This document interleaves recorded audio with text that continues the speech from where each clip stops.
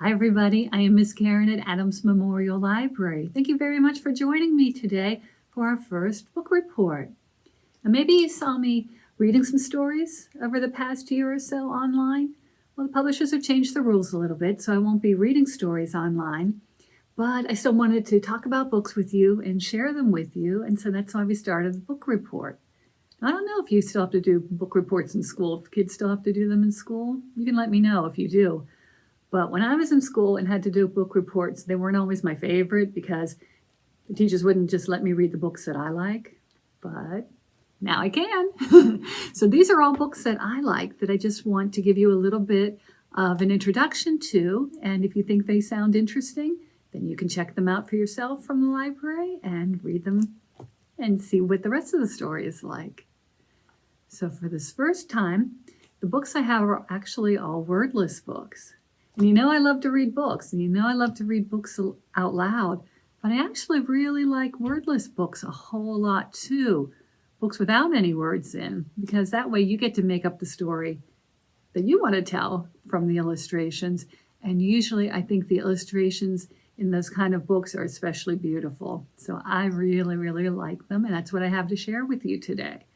I actually have 5 wordless books to share with you, so I'm going to go through them kind of fast.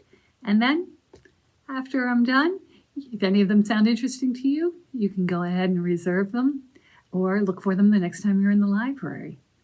So the books I have to share with you this week are Hike by Pete Oswald, Bee and Me by Alison Jay, Oscar's Tower of Flowers by Tobia, Little Red and the Cat Who Loved Cake by Barbara Lehman, and Sonata for Fish and Boy by Milan Pavlovic. So the first one, Hike, is about father and child who are going on a hike. You know it. So they are getting up very early.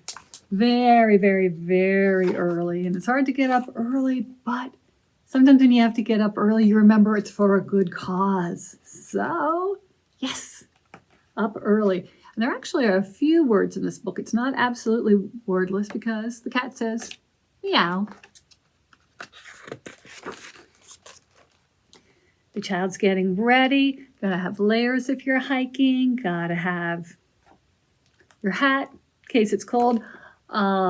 Maybe not your cat. So I think the cat's gonna stay home. But got everything else in the backpack ready to go. So they're driving way up into the woods. And then they're going to hike even farther. But they're not going just to admire the view. They've actually got another mission to do in the woods. So when you check out Hike, you might be inspired to go on a hike yourself or to do what this family's doing when they get to the woods. Bee and Me, I've liked this story for a long time. So I've never seen a bee that large, but in case one comes to your window, you'll know what to do. So maybe you're in the city and you're just in your apartment reading a book, and in the open window flies a bee. So what do? Do you say, ah, like that? Oh no, did you get the bee swatter? Oh, or maybe you think, well, maybe that bee doesn't look so bad. So maybe you'll look in a book, figure out how to take care of the bee. Maybe give it some sugar water to give it some energy. And then you can send it on its way. But what if it starts to rain that night and the bee comes back? It's a little soggy, so maybe you'll have to blow it dry so it's nice and fluffy again. Give it some more sugar water, and maybe your friend the bee is just going to get bigger and bigger and bigger and bigger until it's even bigger than you are. And then you can see what adventures you and your bee can go on.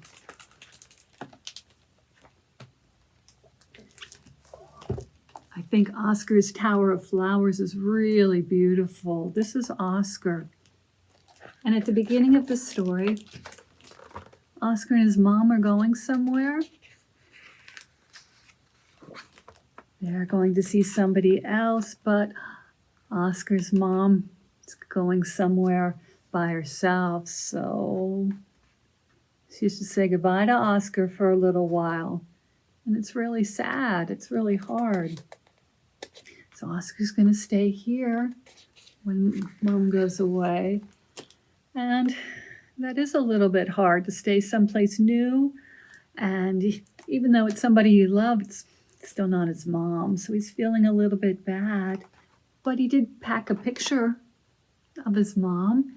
So look, here's a picture of Oscar and his mother, and they're in front of some beautiful flowers. They look like maybe sunflowers, but he's still feeling pretty lonely on his first night there.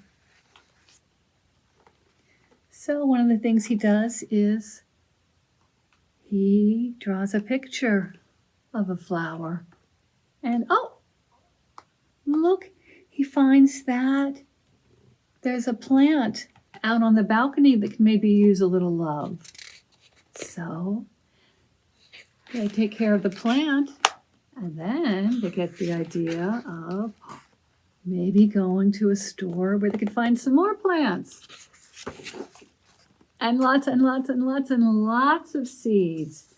But what should they do if their plants grow so well that they've got this many? What would you do? What do you think you'd do if you had all those plants? When you read this book, you can see if you do the same thing that Oscar does. Now, this book is fun because there is a whole lot to look at in this book. Little Red and the Cat Who Loved Cake. So do you know any stories about someone with a red hood who goes to deliver them something to Granny? If you do, this story might seem a little bit familiar.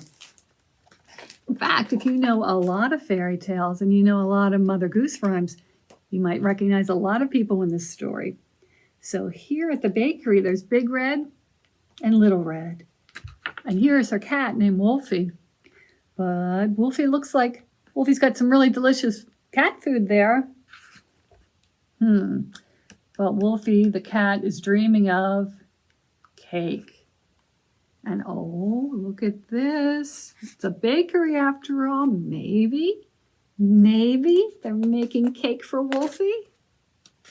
Do you think? Oh, it looks delicious. It even has chocolate icing, just like Wolfie wants. But no, the cake is for Grandma. Oh, cat thinks, what? So Wolfie the cat has an idea. So here's Little Red going to deliver the cake to Grandma. And here is Wolfie. On his quest for cake. So they leave the bakery. They're walking toward Grandma's. And there's a lot of signs here, but this one says, lost sheep, call Bo Peep.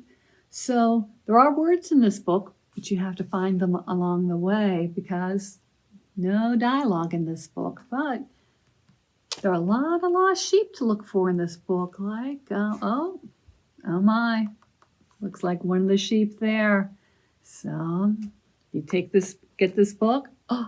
See if you can find all the sheep. And you can see what happens if Wolfie the cat ever gets any cake. Or, they spot him along the way. Maybe he can hide. He can pretend to be a statue of Puss in Boots. Maybe. Or maybe, just maybe, he'll get to share a treat. I don't know.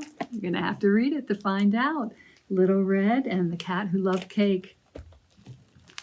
Now this last story, Sonata for Fish and Boy, I'm not sure if I understand it at all, but I think it's really beautiful. And that's the best thing I think about wordless books. The way I tell myself the story might not be the way you tell yourself the story.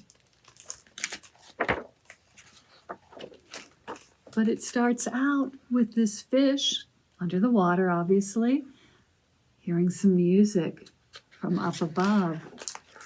And the fish sees someone playing the violin, sitting by the river, playing the violin. But, it's hard work playing the violin all day. So, take a little nap, but then the fish comes and